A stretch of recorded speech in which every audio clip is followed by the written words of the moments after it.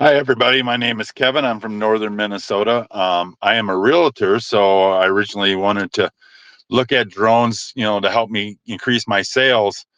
I was on the fence for quite a while, just deciding whether this is something I could do or wanted to really to do. But I tell you what, I'm glad I decided to join this, and I'm very glad I decided to get to VIP. The question and answering has been amazing. Um, the thing took most out of this so far is, I was just looking at using it for real estate, and I didn't understand that there was so much more that's available out there to do.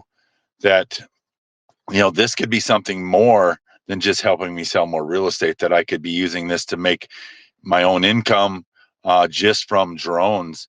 I come in expecting, thinking I'm just going to learn how to fly some drones here and there, but to actually learn how to run a business using drones and getting my own employees for it and stuff is just been an amazing thing so far.